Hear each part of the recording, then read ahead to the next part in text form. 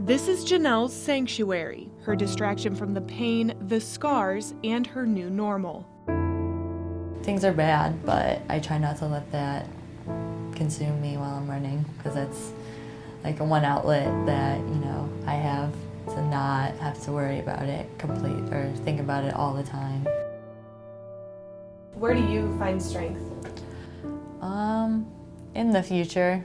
I like looking into the future. I try and think of, okay, a year from now it's gonna be this better. So I live in the present, but I also live in the future. While January 15th, 2016 will forever be a life-changing day for Janelle, it's not stopping her from trying to get back to life as she once knew it. I remember when the doctor gave me the okay to start running, he was like, I think the main thing you need to do is go run. It made me happy. I went home that day and I just jogged around my yard as long as I could. Jogging around the yard turned into running around the neighborhood, which led to local festival runs and then finally competing again for the Rockets. Meet 8-year-old Cannon Tyler.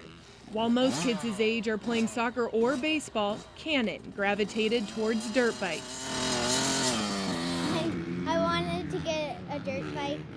Little did he know his dad, Jake, used to race dirt bikes as a kid. And it was funny because, I never even talked about racing with myself growing up until he brought it up. So I told him, I said, you save your money up for a year, and if you want to buy a bike, then we'll do that. So Cannon saved up his money, showing his commitment, and Jake held up his end of the deal, getting him his first dirt bike. It's been a roller coaster almost. Just the elation of making the team and then getting home and everybody's congratulating you, and it's been absolutely amazing. I've been blessed with the opportunity that I've had and blessed with the people that I've been around. Digby's training has been focused around speed and acceleration drills along with weightlifting. And he says it's crazy to think about the progress he's made in such a short amount of time with his coach, DJ Michael. At the beginning of the year, I would have never guessed that it was going this way. It didn't start off very well at all. And right now we're running at the best we've ever run, and I feel the best I've ever felt. What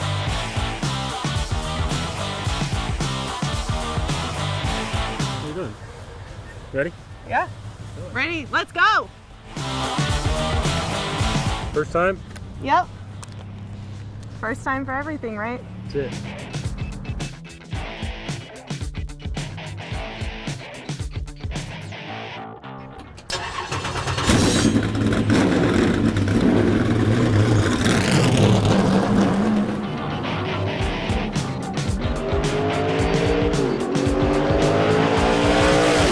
Oh yeah. Did I mention this was Austin's first day driving at Toledo Speedway? Yep. Sure was. First day. And I trusted my life with him.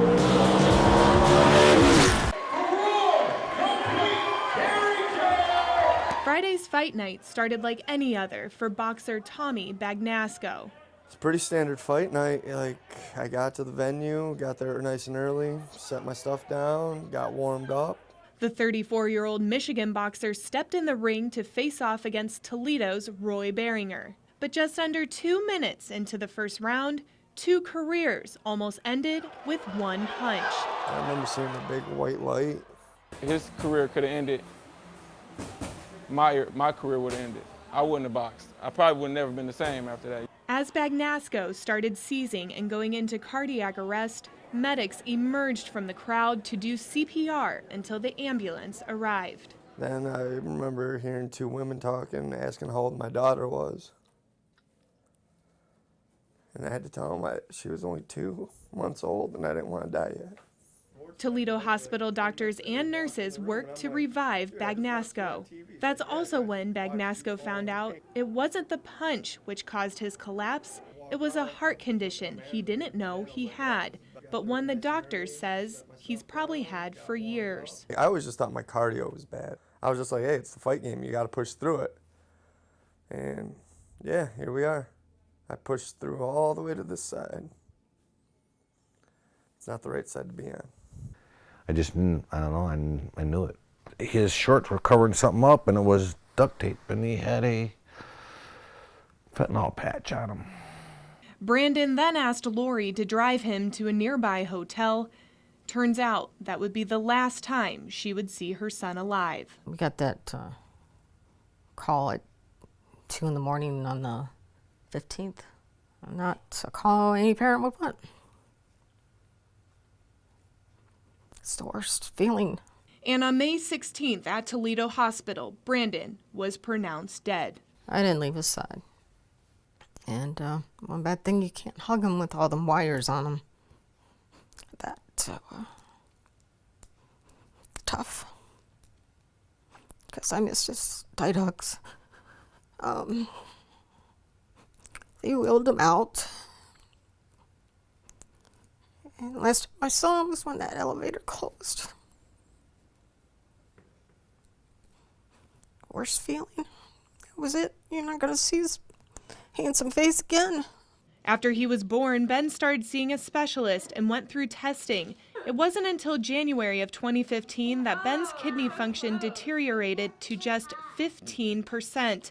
They then went to Cincinnati Children's Hospital to start the transplant process. And it was during that time that they were referred to Make-A-Wish. We're hoping to do our trip before he went on the transplant list, and they were awesome. They put it together, and by August we went on our trip, so they put everything together in a short amount of time.